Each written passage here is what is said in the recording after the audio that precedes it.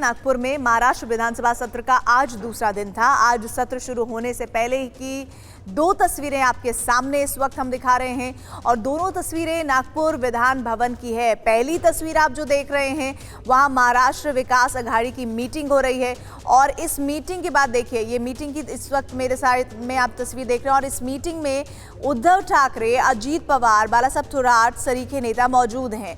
Meeting में महाराष्ट्र कर्नाटक सीमा विवाद पर चर्चा हुई है और साथ ही सदन में सरकार को घेरने की रूपरेखा खींची गई। और दूसरी तरफ इस वक्त इस तरफ जो मेरी तस्वीर देख रहे हैं आप वो विधान भवन की सीढ़ियों की है, जहां विपक्ष के नेता सरकार की नीतियों के खिलाफ हाथों में तख्ती लेकर नारेबाजी कर रहे थे। तभी वहां बीजेपी और शिंदे गुट के विधायक आ पहुंचे और दोनों पक्षों ने एक दूसरे के खिलाफ नारेबाजी शुरू कर दी।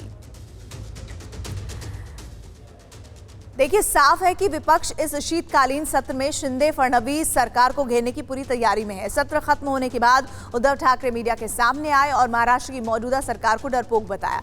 कहा कि यह सरकार कर्नाटक के सीएम से डरती है। ये सरकार तो कुछ कहने के लिए नहीं तैयार, डरती है।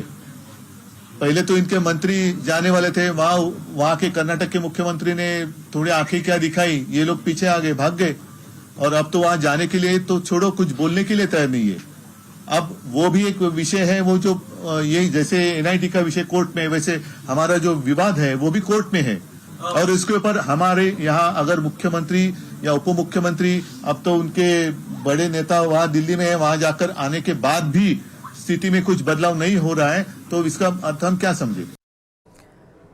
और महाराष्ट्र विधानसभा के शीतकालीन सत्र में शिंदे सरकार लोकायुक्त बिल पेश करने की तैयारी में है, लेकिन विपक्ष इस बिल को लेकर सवाल उठा रहा है। टीवी9 भारतवर्ष की हाईटेक बस इस वक्त मुंबई में मौजूद है, जहां हमने इस बिल पर आरटीआई एक्टिविस्ट अनिल गलगली और उद्धव ठाकरे की शिवसेना के नेता आनंद दुबे से खास बातचीत की।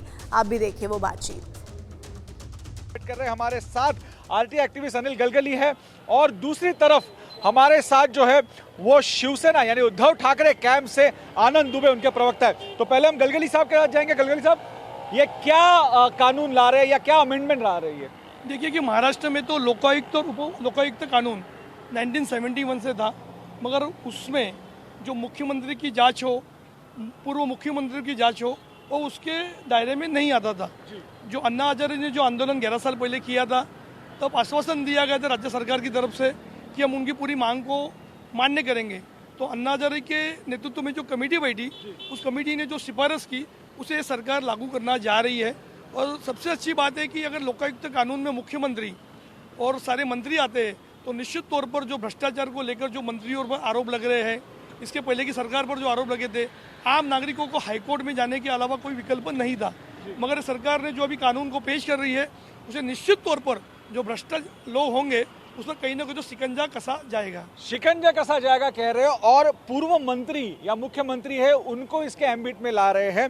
आपसे पूछना चाहूंगा, आप इस कानून को कैसे देखते हैं या अमेंडमेंट को कैसे देखते हैं? अन्ना हजारे जी के आंदोलन के बाद 2013 अधिनियम के तहत इसे पूरे देश में लागू करने का काम उस समय की सरकार ने किया था, लेकिन दुर्भाग्यपूर्ण कब स्थिति होती है जब इससे पहले की एजेंसियां जैसे सीबीआई हो, वो भी भ्रष्टाचार रोकने के लिए बनाई गई थी, लेकिन जब सुप्रीम कोर्ट जैसी संस्थाओं को कहना पड़ता है कि सीबीआई तो तोता है या अपने मालिक का गुलाम है, कहीं लोकायुक्त भी ऐसा न हो जाए। ये सबसे बड़ा यहाँ पर एक मुद्दा है, क्योंकि आप लोकायुक्त को कागज पे तो बना रहे हैं, लेकिन कहीं पश्चिम बंगाल, कर्नाटक और गुजरात की तरह हालत न हो जाए कि लोकायुक्त का गठन तो हुआ है लेकिन लोकायुक्त अपने पद पर ही नहीं है।